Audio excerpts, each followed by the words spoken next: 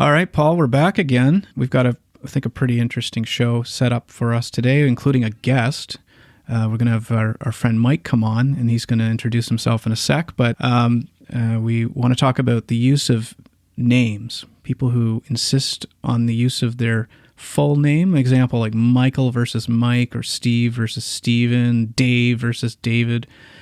So we're going to unpack that a little bit. Number two, we're going to talk a little bit about the sanitization of history, things like removing statues, and what do we feel about that? What's our opinion of that?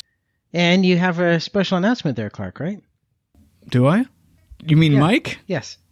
Oh, sorry, you may want to edit that out. Sorry, I wasn't sure how you wanted to. That's all right. Well, there's no need to edit it out. Okay, Clark, let's introduce me.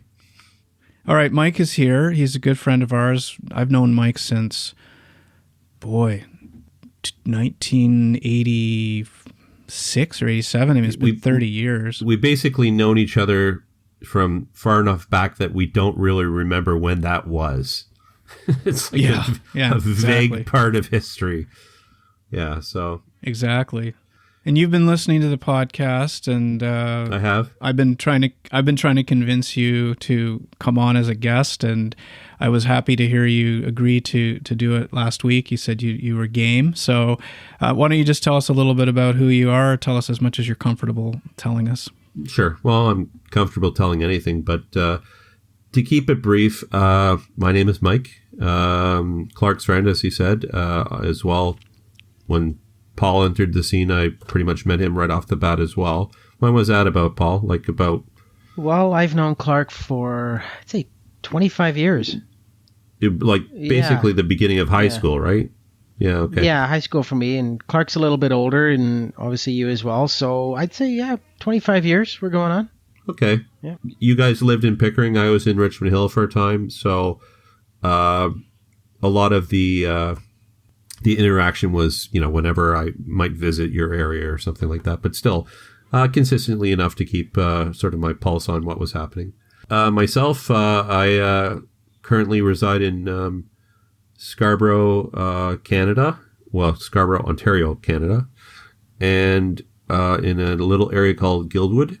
It's pretty nice here. Lots of nature, and about 100 feet away from something called the Scarborough Bluffs, which is basically a 300-foot drop down from where I am to the edge of Lake Ontario, which is sort of a nice lookout, a nice view. And Clark, when he is living in Canada, is a stone's throw away from me, so it's sort of a weird circular, like we lived near each other as kids, and then here it is, 35 years later, and now we live practically the same distance from each other through happenstance now. So I was going to put Mike's GPS coordinates into the show notes, but now that he's mentioned that I live close to him, I think I'll just keep it more generic. But yeah. So Mike, what do you do? What are you comfortable sharing with us around your what you do? I have enough interests to fill 1,000 lifetimes.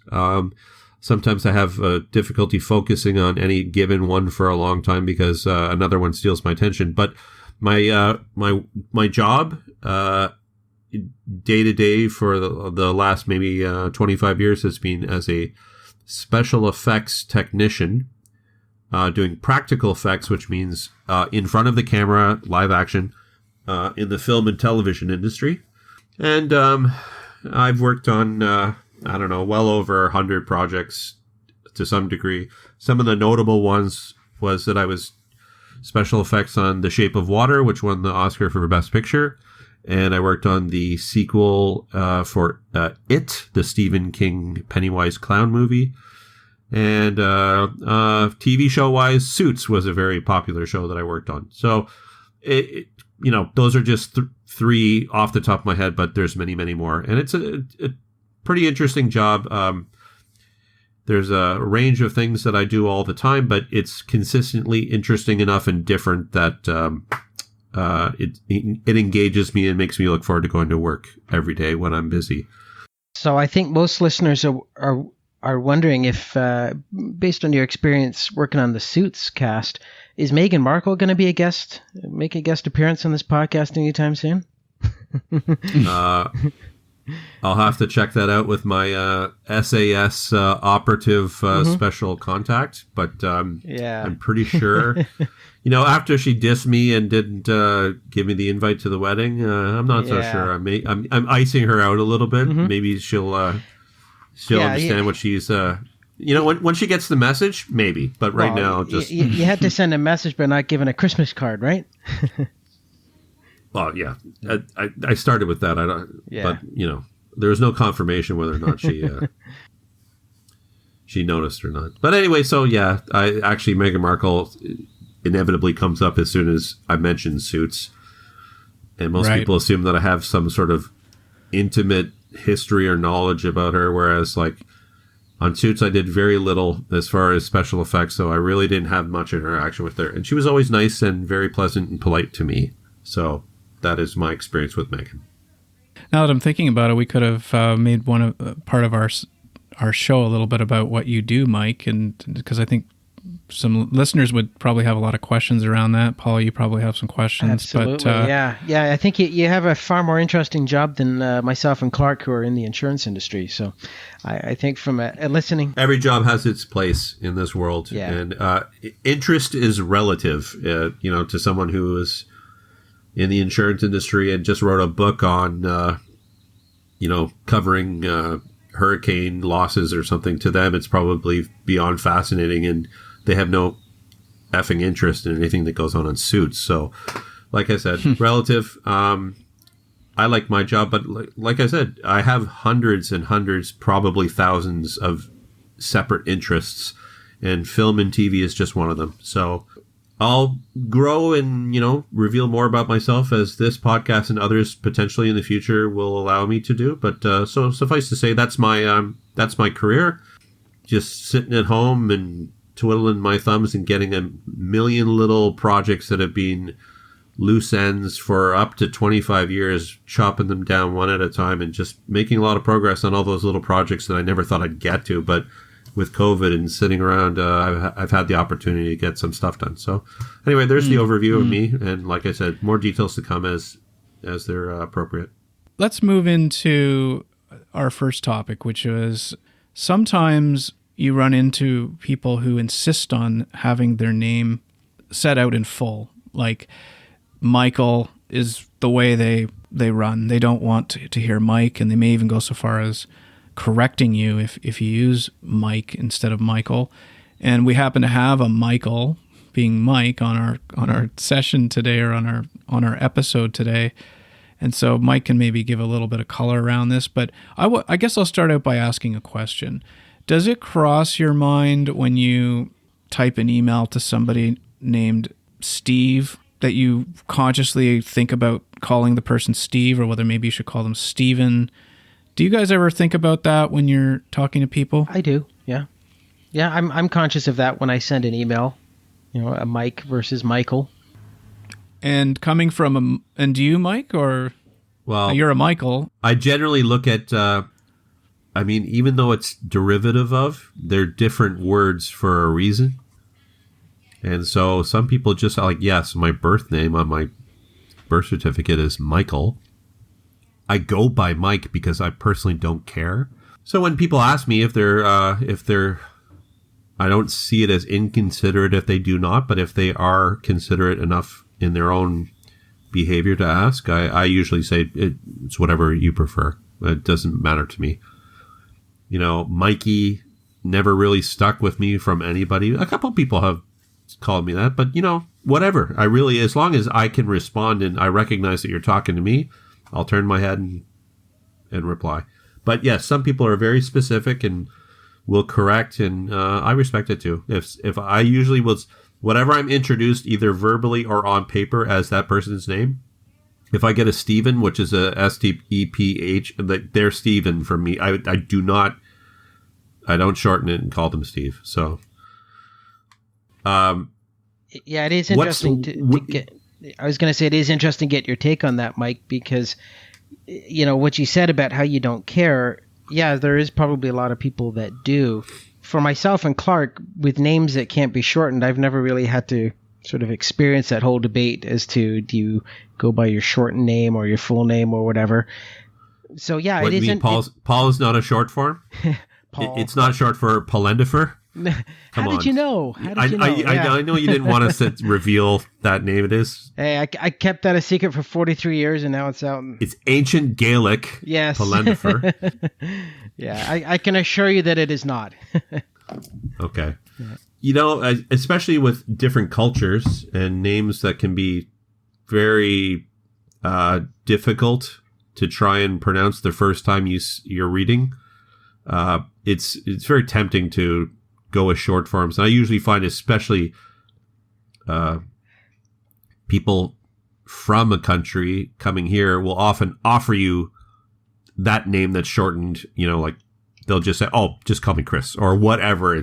They've already figured out a way to make it easier for other people. Yeah, or you get languages, certain Chinese names. Many Chinese people give themselves an English name. Yeah. And having spent time in China a few years ago, I was actually given a Chinese name, which was interesting. But many people will go with I think we had 3 Erics in our office in Shanghai, but that wasn't their real name, but they would use an English name just for ease of, especially Westerners or non-Chinese people, to be able to use it. And I think it was just a way to make it a little bit less formal, perhaps, as well. Mm-hmm. Yeah. In your general surroundings, both Paul and Clark, when you're at work, in earshot, how many people would be around you so that if someone says a name out loud, people could conceivably turn their head and respond? Would you say there's like 10 people within, casual speaking distance that would hear you? 10, 15, 20? In my office. And the reason I ask is, if someone says the name, "Hey, Clark," and there is 6 other Clarks in the company, how likely is it that you will be in the situation where all 6 of you are within earshot and you get different people going, "Yes," at the same time? Because for me, that's a real problem on film sets where they say, "Hey, Mike," and 14 mics go, "Yes." And then they're like, no, camera mic or makeup mic or whatever. So...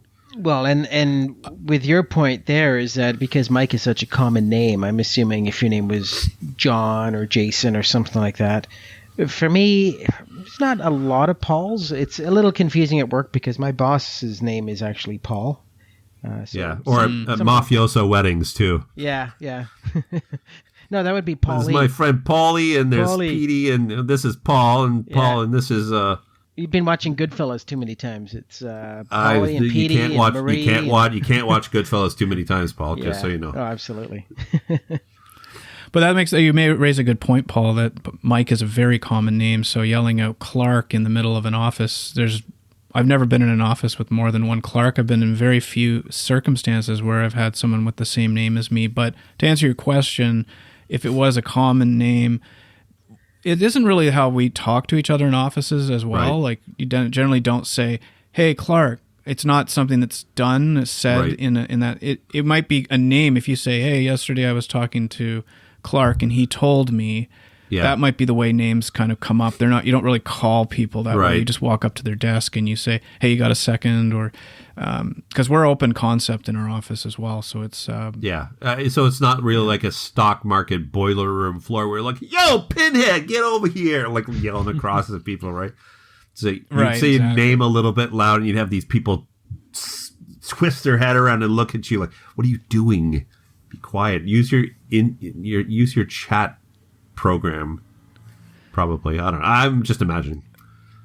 What do you think of people when if you call them Mike and let's take Mike out of it because it's not about you here. I'm going to take David. So if you're talking to a David and you call them Dave and they say, actually it's David, what's your reaction when they say that?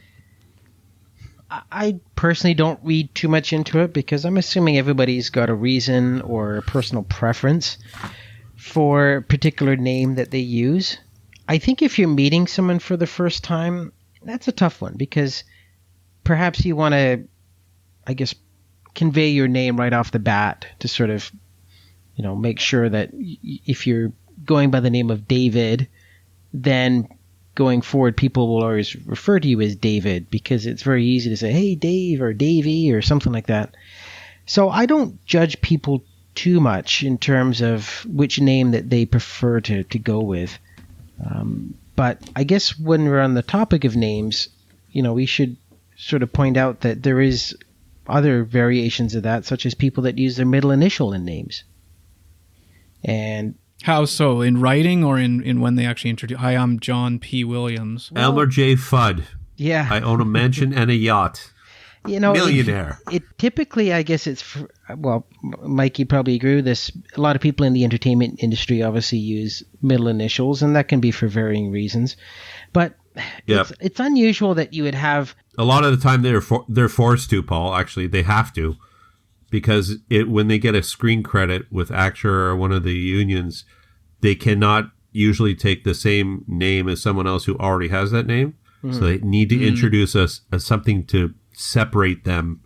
Oh, it's Michael J. Fox, not Michael Fox. That kind of thing. And so you understand that it's a different person.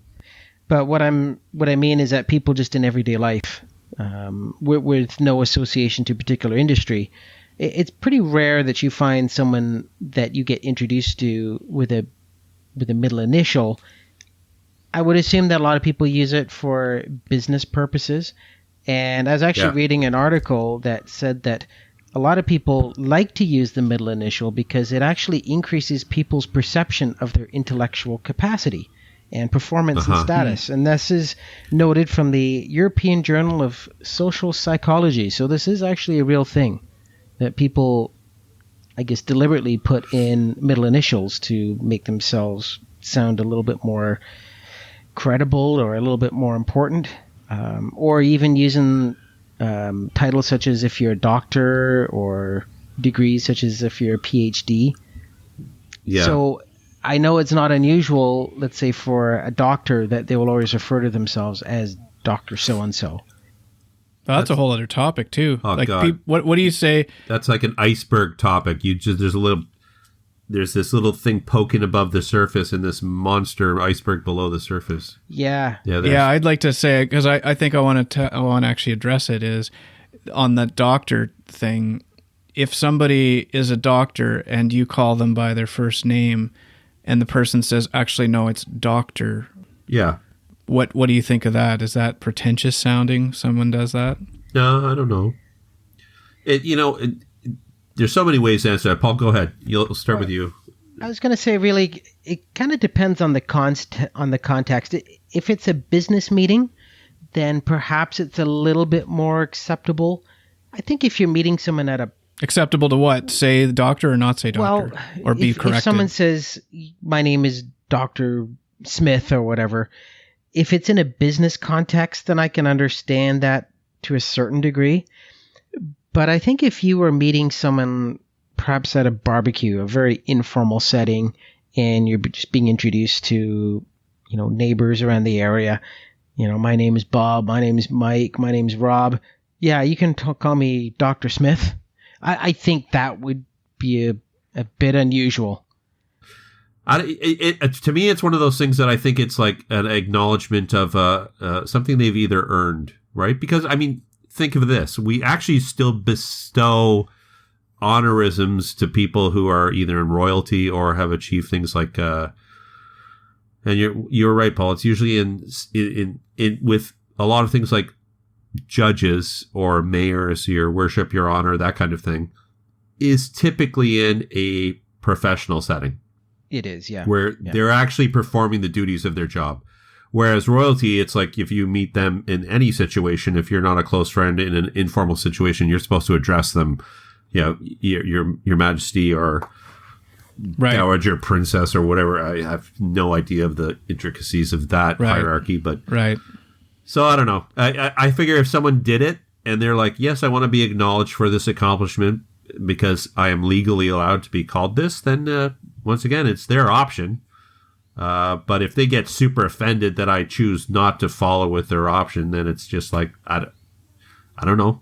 Yeah. Maybe we have an impasse. I think a lot of the answer to this is it depends. It depends because it's all about the setting in which you're meeting the person. Right. The reason why you're meeting the person, if it's social versus more of a professional. Right. But if you were introducing them in, say, a podcast, Paul, how would you introduce them? I'm pretty sure you would use that doctor, right? That's a good point, especially if that doctor was here to introduce a topic or to provide evidence about something. Like barbecue sauces. Yeah. Doctor on barbecue sauces. But you know what I mean? Like, he may not be talking about, or she may not be talking about anything related to being a doctor, but once again, it's like you said, contextual. You would ask them beforehand, how do you want to be introduced? Yeah. I'm in a group, a Toastmasters group that has 2 doctors in it, and I can tell you I've never once called them doctor, right? Their name. It's always been by their first name, and they've never made any mention of it. A couple times they've been introduced that way, but I think it's based on personal preference. Before we finish this topic, I want to ask one more question now that we're on the doctor topic, and that is, what about people who aren't medical doctors? If they insist that doctor be used, I personally feel that's strange. Like a professor. Yeah. I don't, that whole doctor thing. We actually have 2 doctors in our office at work who are doctors of specific degrees. Like one is a doctor of seismology or something like that. And never has he ever insisted that he should be called doc. He's a PhD in this area. We have lots of PhDs in our company, but occasionally they'll get referred to as doctor. Like if they're being put on if they're doing a speaking engagement, we usually will put doctor in there. Right. I have a problem with if someone corrects me and says, actually, it's Dr. Smith. There's so many humorous potential situations from that. Do we have a doctor here? Yes, I do. And then they run up and it's like, no, I'm a doctor of economics. How can I help? Right. Yeah. Well, exactly. Is he dying because his mutual fund is in the wrong category? There's 2 things. I know we're running low on time on this particular topic here, but there's 2 things I just want to throw out there. 2, maybe I wouldn't say pet peeves, but things that I find a little pretentious. First one being people who refer to themselves as captain who have no military experience. It's just because they own a boat and they call themselves captain. All right. They do that on the boat or in walking around in real life, like at the supermarket? No, my dad would tell me about people that would insist on themselves being called captain. Have you ever met these people yourself, Paul? Not personally, but my dad, who is in the marine industry and would obviously be in marinas meeting various people when he would, do boat surveys. Right. He met many people that would refer to themselves as captain, but they had no military experiences because they were captain of their own boat and they just loved the name being referred to as captain, which I find is very Or they drank a lot of rum. That too. And the other thing I wanted to throw out is people that use their surnames as their first names. And I experienced that a couple of years ago when I was membership director for one of the associations. I was talking to someone, and let's say his name was John Smith, just to keep it for simplistic reasons. And he's, no, Mike, you can address me as Smith. So, dear Smith. And he was adamant. He was very adamant that his surname was how he was to be addressed. And I just found that from a first impression standpoint, I think that came across as being pretentious to me. Weird. And he may have had a reason. It came across as being homeschooled? Who knows? But no offense. No offense to the homeschooled. Yeah, the first impressions is that it came across as being pretentious, regardless of if you had a reason. But what do you think it was? Let's think for a second on this. Was it him being pretentious, or he just likes the name Smith to be his name? Well, maybe he did. But first impressions, that's what he conveyed to me was an aura of pretentiousness. And maybe if I asked him, perhaps, why do you go by Smith? Who knows? He may have had a good reason. But I think if you're being introduced to someone saying, call me Luby, or my name is Morosky, that might be a little unusual. You have a direct example of that. You have a friend, both of you, who you call often by his last name, and it happens to be that name. But that's a nickname, though. You would not send him an email or a direct thing saying Smith. All of a sudden, it would be weird. He has never asked to be addressed by the name of Smith. It's casual. It's like the Sandlot kind of thing. Exactly. Yeah, it's Biggs, a nickname. You're killing me, or whatever that character's name was. Exactly. Yeah. But to go out to your friends and say, call me by my surname, just a bit unusual for me. Okay, we're moving into the topic now around sanitization of history. And Paul, this is an idea you came up with, and am I even introducing the topic correctly? Is that how you're looking at this topic, sanitization of history, or is it more specific to just removing statues or things that represent history? I'll let you introduce this. Sure. I think it encompasses everything that you've talked about, Clark. The reason why I wanted to introduce it is because this topic has been in discussion for several years now, and it was the reason which prompted me to want to talk about it was a National Post article that I had seen that was archived. It was actually from 2017, so as mentioned, this has been going on for a couple of years now, but the article talks about, in dispute over statues, where do you draw the line? And this has been in the news quite a bit over the last couple of years. If you recall, about 2 to 3 years ago, there was a racially charged riot in Charlottesville, Virginia, which caught the headlines, and I believe a person was killed. And one of the reasons why that demonstration or that riot ensued was because there was protests, both pro and against the removal of a statue of the Confederate General Robert E. Lee. And certainly in the U.S., there is very strong opinions about that particular topic, especially when it comes to the Confederates.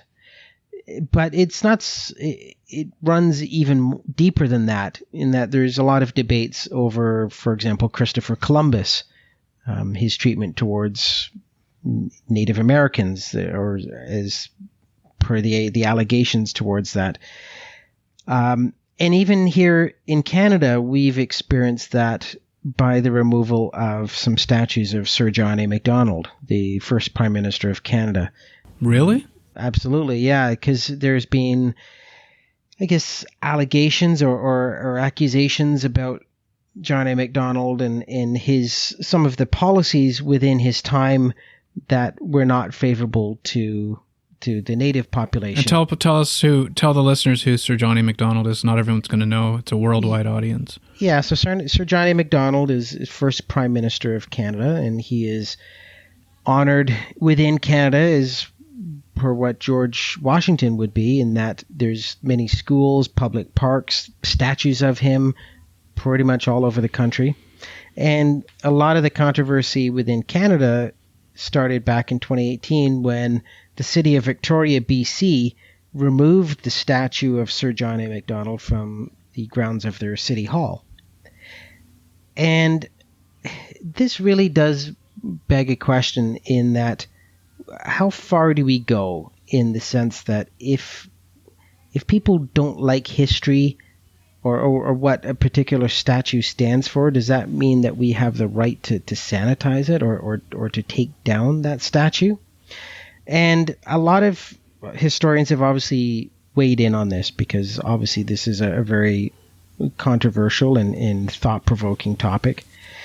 And I can relate to this because I majored in history in university, so I consider myself a student of history and a lover and appreciative of historical facts and events and where it stands within nations' histories. And some of the arguments in that, there's the history behind the actual statue itself, such as why was the monument built? There's various contributions to society, and it has to be weighed against the alleged wrongdoing. So, for example, Johnny Mcdonald being first Prime Minister of Canada, he's a nation builder.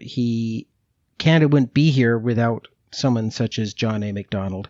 But for this alleged wrongdoing, suddenly he's to be erased from history and conveniently passed over to state that the first Prime Minister of Canada is no longer worthy or deserving of any kind of monuments which would signify his importance to our country. So I wanted to throw it out there as a very interesting topic, and wanted to get you guys' take on this, because I have some pretty strong feelings about this. And before I go further, I want to hear what you guys have to say. No, it's interesting. I thought about this topic for a while now because you mentioned you wanted to talk about it on the show, and I have a few viewpoints on this. And I guess the one thing I can say is that history is history. And to me, when a monument goes up, it's based on what is generally known at the time then the monument goes up. And we all know there are monuments in the world that have been just put up yesterday, and there are going to be ones that have been up for a couple hundred years or more. And so when they erect the monument, it's usually based on the facts at the time. My approach to this is you don't remove the monument. You include whatever this new revelation is as part of it. So you would say, let's just use Sir Johnny Mcdonald as an example. And this is the first time I'm hearing about this, by the way, with Sir Johnny Mcdonald. First time I'm hearing about it. But if you take someone like a Robert E. Lee, who is seen as this significant, iconic figure of the South, the United States, and when it went up, that was put up because he's this iconic figure based on facts at the time, or at least what was being revealed at the time. And then many years later, a lot of stuff has come out that suggests maybe he was anything but someone that should be held up in high esteem. However, that to me is history in itself. You have a person, here's why the statue was put up, but then I think you have like some sort of an addendum to it, or a caveat that says, in recent years, this has come to light, or something that teaches what's the reason. But I think to go and just start ripping statues down, I have a problem with that for the most part, as a general statement. Mike, what do you... And no, go ahead. You were going to say something, Paul. No, I was just going to say you have arguments that yeah, I agree 100% in the sense that, I unequivocally oppose any tearing down of statues. I realize that to some people, they could find that offensive. I understand that. However, I think the one thing that needs to be recognized here is a value in, quote-unquote, owning our history. Viewing it as a sense to educate the people as to exactly what this political figure, or whoever it might be, what this individual stood for, whether it's good or bad. And if they have flaws within their legacy, then sure, point that out. But to just tear down a statue, I think you're essentially erasing history. You're erasing it to make it fit within what you want it to be. What about Saddam Hussein? His statue was torn down when the regime fell. Should that statue be re-erected? That's a good argument you say there. Hitler. You know what? Yeah, well, Adolf Hitler was the other one that came up for me. There you go. I mean, Hitler's you can always pull that out as like the Joker. Yeah. Is there any statues of Hitler? Let's start off. Well, with I'm that. sure there were when he was sort of the Grand Imperial Poobah there in Germany. So, especially if there happens to be like 200 of them because he just happens to like the look of himself.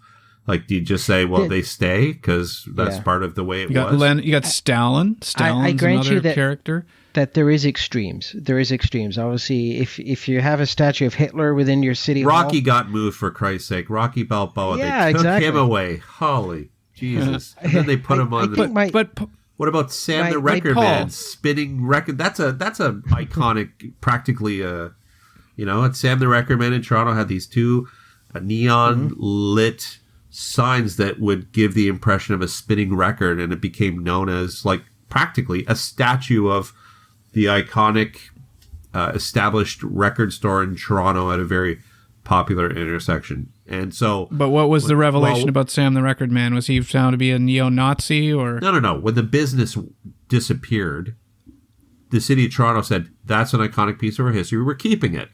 But then Ryerson took over the building, and they took the signs down and said, don't worry, we're going to put them back. But then they put them back in like facing some garbage dumpsters in an alley or something. So you can't even see them anymore. So in a way, this is like, yes, you can keep them and repurpose them and put them somewhere. So but that's different. That's different. Exactly. And like our previous topic, I think this is very contextual. There are some cases where it's like, yep, leave it there and then add the information of why right. This is different. But Paul, I gotta ask you, Paul, what's the difference between Robert E. Lee and I'm not saying what they did, and maybe it is part of that, but Robert E. Lee versus Adolf Hitler?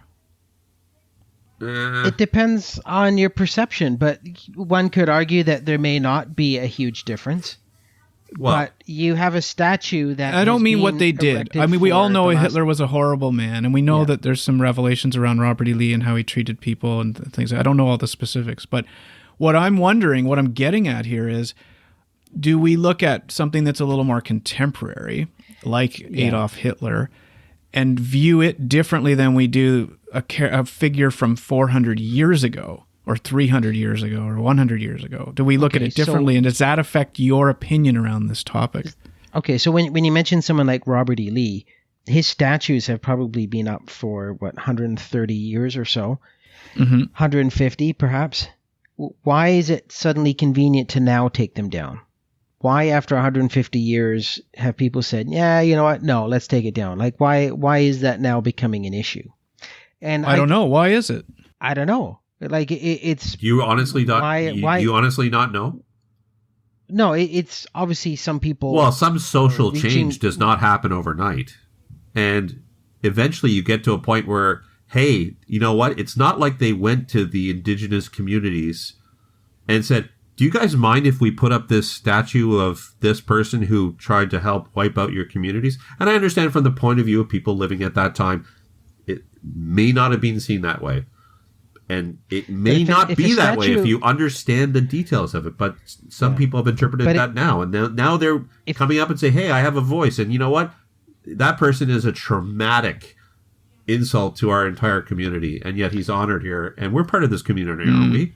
We just want a voice. And every time we see that, we see someone who tried to wipe us out. You have a statue that's been there for 150 years. Why in 2020 is this now the year that we have to sanitize history, though? Well, it's sort of like the Me Too movement. It took the couple incidents where finally, it's like anything, I guess. There becomes a tipping point. It's not like any one of those things was the thing that Harvey Weinstein's one affair that the person came and blew the whistle on was not the thing that started making it a problem. It was the final thing that set light to the growing tinder, the powder keg or everything that was there already. And sometimes it takes a long time to get enough momentum to make those decisions or changes. So I understand that views change. I get that. My problem is it's the slippery slope. Where do we draw the line? Well, here's a good question, Paul. Where did it come from in the first place? You had a great example with Johnny Mcdonald. That's a very definitely understandable, not even really debatable. He was the first prime minister. Good or bad, he was. So that's acknowledgeable in historically, very important person for our country. But when you get into generals or other places, who put that statue up in the first place? Was it the entire city of, that he came from? Was it the Kingston, state? Or was it a group of specific people that got together, raised money, and said, we as someone who believe, like Robert E. Lee, because of our beliefs, think he should be honored, went ahead and did this? Because that happens too. You get very small groups with money and influence pushing what they believe is important to other people. But most of these statues do have a historical significance. And in our case within Canada, no one can dispute the fact that Sir Johnny Mcdonald has an incredible significance on the history of Canada. And just because there's one aspect of his legacy that people don't agree with, suddenly we have to pretend that he doesn't exist. My whole opposition to this is that what we're doing?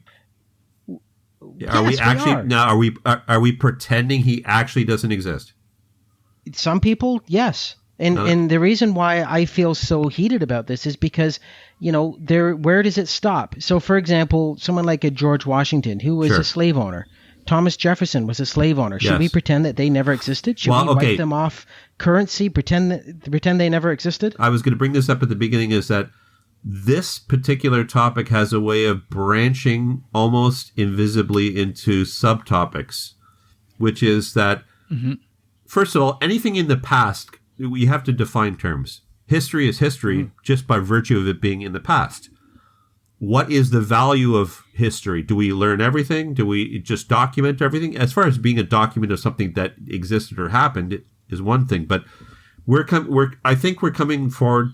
Correct me if I'm assuming something wrong, but a statue is an honor. It's pointing out not just that this person existed. Otherwise, there would be statues of infamous serial killers, like the day that this person terrorized Toronto when he was found out, and then this is a moment in history. It is, but a statue is, here's someone that we respect and we think had a very positive influence. And there's a case to be made that, yes, while this person has things that in modern sensibilities or modern social mores would not be acceptable, back then it was fairly common. And if looked at in the spectrum of what they did, this person, she, or a group of people had a tremendous impact on what we are today. And I agree that should not just be erased. Paul, what do you have to say there? I hear what you're saying, and yes, I agree completely that there is extreme circumstances where, if, let's say, you had a statue of a Harvey Weinstein, yes, it should be taken down based on what you know now. However, overall, you have to accept the fact that, when these statues or these individuals were honored, it was because of their context within history. And I just think it's unfair for us to I guess portray our morals from 2020 and try to work that into a historical statue that may have been perfectly acceptable 150 years ago. Right. I think if the slippery slope is that if you were to scrutinize every single historical figure, you may find that you have very few monuments and statues around. But that's why I'm saying. Yeah, but are you worried about that? That the statues, that's a problem? Like, is that every historical figure is flawed? You're reading a book about Teddy Roosevelt there, Clark. Yeah. I'm sure there's some arguments that Teddy Roosevelt, that there is something within his legacy that would offend people. But this is what I mean about it. It branches into other topics almost invisibly. For example, it's total corollary, but Netflix, right? Everyone's going digital, right? You've got Disney Channel. So people are no longer buying physical media.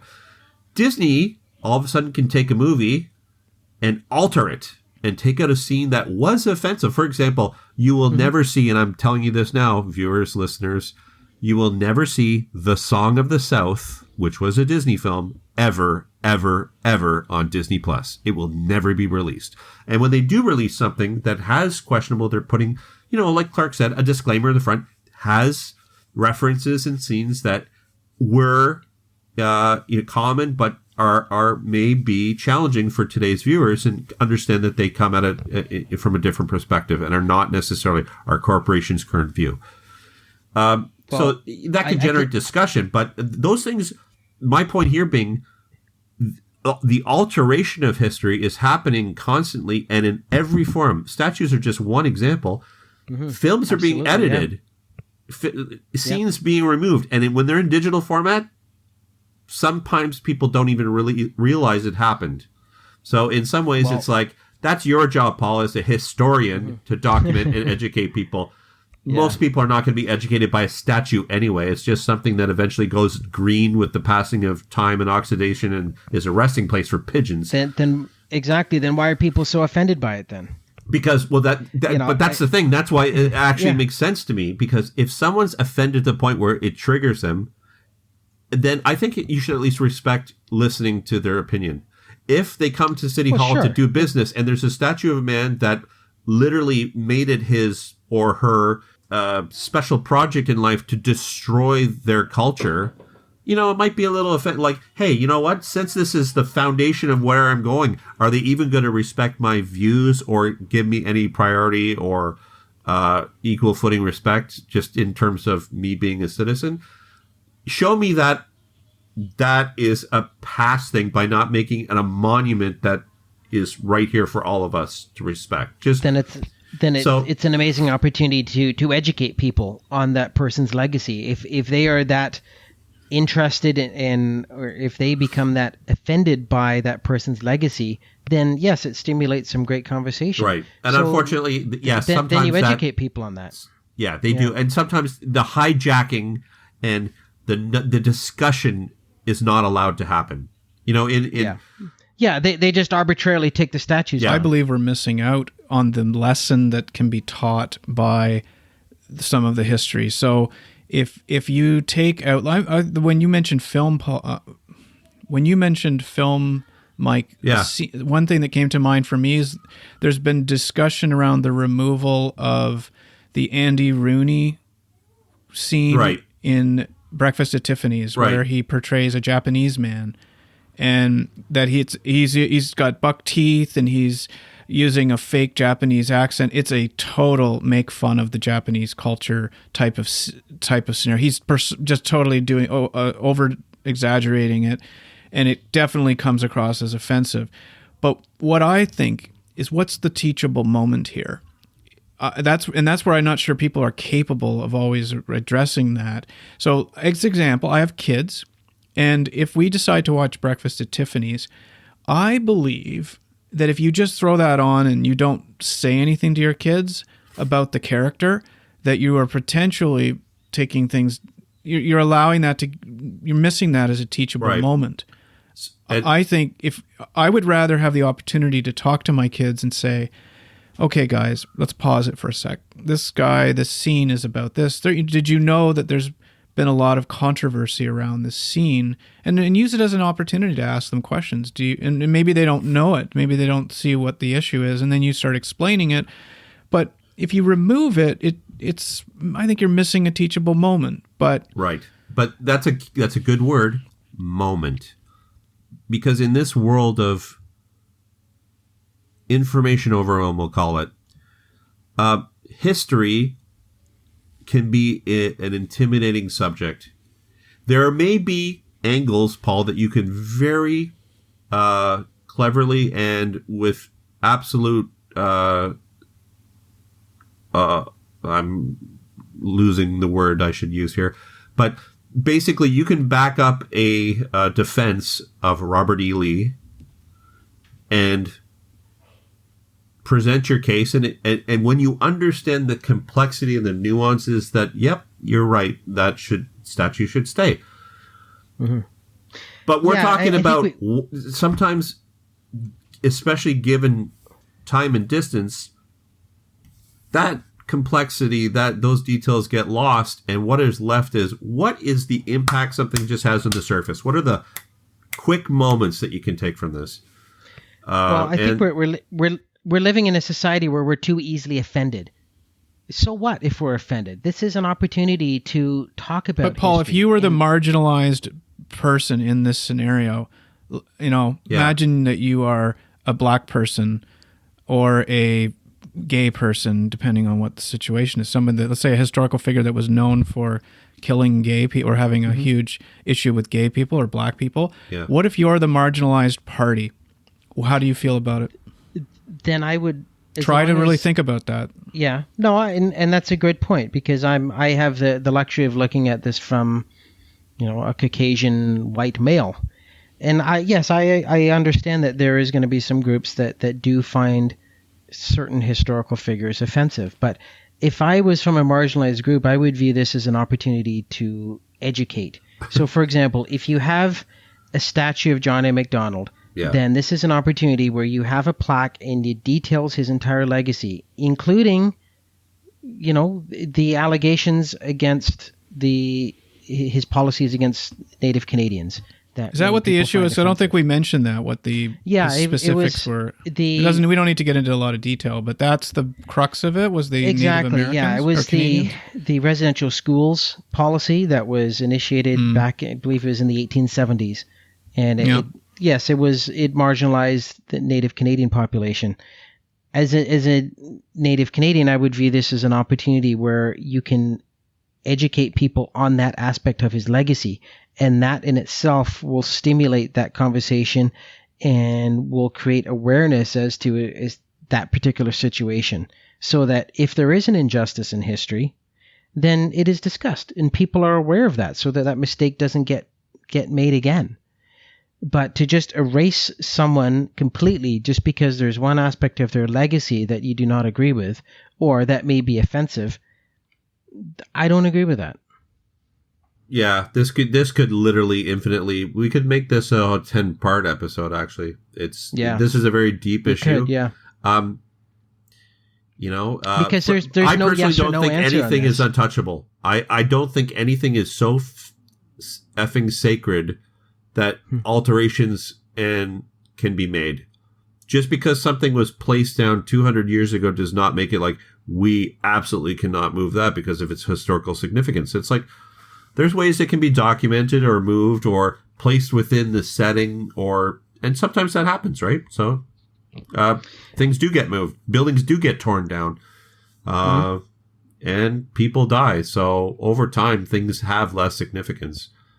But we don't honor that doesn't mean I don't. Well, I know that, and we often don't. But from the perspective of someone who would look at the indigenous peoples of North America, they would say maybe, hey, we don't honor that history enough either. So once again, this is very contextual, and it really does really help to come at it from multiple points of view. This is not an easy answer. No, it's a dangerous slope, and where do you stop? The most dangerous is as a jerk reaction. One person comes up and says, I'm offended by this. Now, okay, I hate that word offended because there's so much depth to what that can mean. But when someone says this really is offensive to me, and because English language can be limiting at times if you don't know more words, that can just seem like, I'm just going to hold my head out and say this isn't good enough for me. Well, it can be a lot deeper and more complex than that, but people can't give voice to what it means other than saying offended. But someone says, I'm offended. Take the General Lee out of this parade locally in Scarborough because that offends me because that represents a time that is, of the past that I don't want seen. And you're like, well, there are other people who just see it as the Dukes of Hazzard and have no idea of anything about what that flag means. So you want to say, hey, can we discuss this? And then that one person's complaint means it's gone, no discussion. And yes, in that sense, Paul, I totally support the fact that it would be great to have the General Lee coming up and something, and then a big banner or something behind it saying, something about, that person can come forward and say a teachable moment for the Confederate flag. And there are two sides to it. Not everything was evil, but there are, hey, history is complex. There are the winner of a war versus the loser. Exactly. You nailed it exactly. It's complex. It's messy. Yeah. A lot of parts of our history are very offensive. Absolutely they are. But let's not pretend it didn't exist. Let's embrace it. Let's talk about it. Let's create those discussions and educate people as to what exactly went on, because most people are very ignorant about history. And history is a very difficult subject. I mean, you can have 10 people experience the same thing in 10 various accounts that don't describe the same event. So especially when you get into very complex scenarios, like, will we ever know all the reasons why World War II happened and what happened in it? And that's, you literally have millions of perspectives. So do only the biggest ones have validity? Or was this little microcosm of an event that happened during it also valid? It depends how far down the rabbit hole you're willing to go. So, exactly. To summarize my point of view, yes, tradition and history has value. It shouldn't be arbitrarily thrown out at the response of a knee-jerk reaction, but to be open to consider things that you may not have had, that you've had the privilege of not having to address before. And just seeing it from having empathy to say that, you know what? It doesn't necessarily mean to other people what it means to the community I've been with. I mean, there's my point. Paul, any final thoughts? Quickly. Yeah, just my final takeaways on this is that I'm concerned about is what Mike had mentioned, the knee-jerk reactions. How our values within our current day, we post those values on historical events and historical figures, and we expect all historical figures to, I guess, meet our expectations. I think there is a lot of flawed individuals within various points in history, and they have to be respected for the context in which their own accomplishments during their time. My point is that the whole sanitization of history, it creates a dangerous precedent and a real slippery slope that might be hard to turn back on once we go down that road. That's my biggest concern. And as a student of history, my views is that we need to preserve history and honor it and understand it. And I just fear that we're just erasing it. Simple as that. Yeah, I hear you. And I think for me, it's some of it's case by case, and some things are a little more potentially black and white than others. But I think use it as a teachable moment if you can. And secondly, find a way to still recognize it, but also tell the whole story at the same time. All right, we're moving into our weird news story. And sorry, Mike, did you have something you really wanted to get to say? I mean, last point, it's not too important, but time heals all wounds in some way. If you, when you look at an artist or a flawed person... Ooh, that sounds like a topic in itself. Does time heal all I know wounds? it actually is, and that's why I can only address it as like a quick sentence that we may address in the future. Is the value of art, does it supersede or transcend the personality or acts of the individual artist? And so while we mentioned Weinstein, to acknowledge what he did, does that mean rejecting everything he had a hand in producing? Right. Do you not watch the movies he had a part in? H.P. Lovecraft is a horror author that I absolutely love, but he's been vilified many, many times for his very xenophobic and racist attitudes that are well documented. But do you throw out everything that he's produced because he as a person had leanings that, while they were more common in the day, were still pretty extreme as far as being overtly racist? Do you throw his stuff out? I mean, or, hey, a Roman philosopher that, used to murder and kill children, I don't know, and you say, well, we can't read and learn from their artwork or whatever because of who they were. That's a huge topic. I'm going to work on the proposal for that one. Yeah, let's maybe come back to that.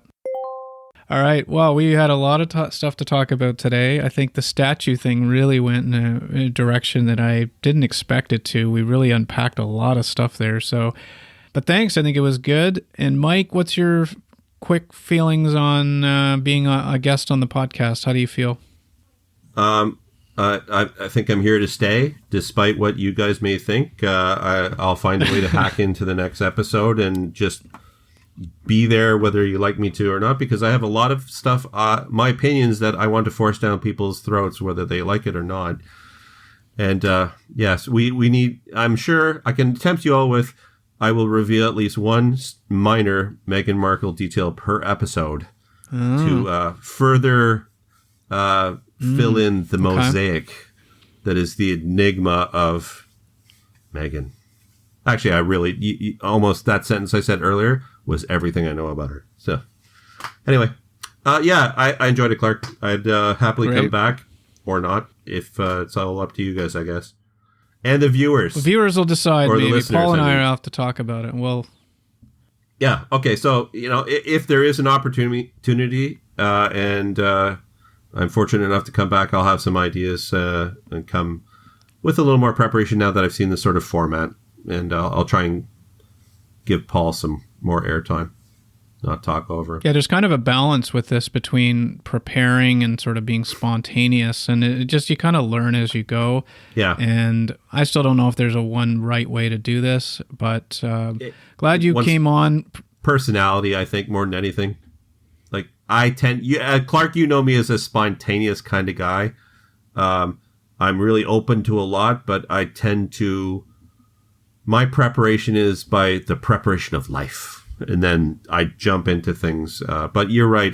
Being prepared certainly does, it gives you good ammunition to be spontaneous, actually. So there you go. And I think something to be said for having the third person in here as well. That's right. Yeah. Thanks for being that third person, Paul. Yeah. But no, I think we had some good debate here today.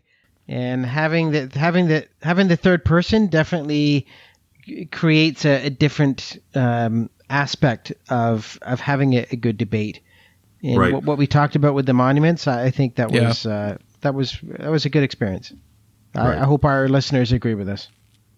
I was thinking, have you with podcasts and Clark? I know that the whole idea of a podcast in general is a malleable, ephemeral thing that can morph over time and grow and change. But as far as this one's going, have you noticed from the beginning that it is changing in direction or evolving? Or just as a final question as we leave? Well, obviously one of the biggest differences is that Simon is no longer in the picture. Yeah. So that's certainly a big difference there. But we'll see. Maybe one day. He's always a pleasure to listen to, and I know he still exists on this earth. So, yes, he does. No doors have been shut forever in this world. So when the opportunity, hey, as Clark knows me for a long time, and my film industry jobs have made me sort of flaky in terms of reliability with any other kind of thing. So whenever Clark would say, hey, do you want to be part of the baseball team or the theater group or anything, I've learned over time that any commitment usually results in continual disappointment, as I cannot make events due to literally 85-hour work weeks. And so COVID's a great opportunity. I hope that at least during this, it gives me some time to be here. Because generally speaking, I would be on set now and still not home. So right, yeah. Well, just to answer your question, the Simon factor definitely has caused this to evolve in a different way. I mean, we had Ed on as a co-host on, I think it was episode 19. Yep.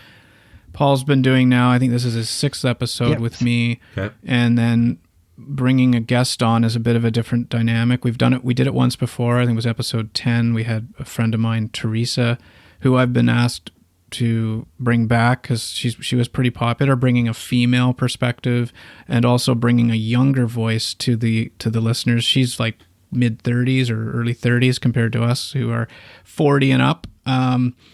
So yeah, I mean, the difference I think is just we're trying to keep a template to a certain extent, but we're also introducing new things. Like in our last episode, we had a documentary that we reviewed, and we talked about our feelings about the documentary. This product idea, which may or may not be good, I don't know. It's fun to do, I think. We've talked about a how stuff works segment, like taking a thing that intrigues us and talking about how it works. So there's all different. I think it's still, honestly, it is malleable, and it's kind of an experiment. It's a constant experiment, and who knows what episode 30 will look like or episode 100. Who knows? Yeah. Cool. Okay. Well, it'll be interesting to watch it, listen to it, and be a part of it as I can. See how it changes. That is the one constant in the universe. Everything changes. We do include in the show notes ways to get a hold of us as far as feedback or topic ideas. So I invite everybody. You can go to our website, wetalkedaboutthis.net, for contact information, Twitter, email. You can reach me directly at ninja@hotmail.com. That is actually, no, that's my bogus email. Whenever I want, they're like, you have to enter an email here. Whoever has ninja@hotmail.com gets so much effing junk mail generated from me alone. They must be like, where is all this crap coming from? Well, it's because that's my default. Like, I don't want to enter a real email here. I just want to get past this email wall. That's a good hack. Yeah. Well, and that's a good hack, actually. I encourage everyone to use ninja@hotmail.com, in fact. I like that. I'm going to use that next time. Yeah. Yeah. ninja@hotmail.com. But if you are looking to give us feedback, do not send it to ninja@hotmail.com. Or do send it to it and see like the message thrown into an ocean and where it may go. Who knows? Someone might answer you. All right, guys, we got to go. It's late. I will look forward to the next episode. That's a good point, Clark. Don't send it there because that guy could then find out a way to track down who the guy is who's been wrecking his email account. Oh, I finally tracked him down. Yeah. Don't send to ninja@hotmail.com.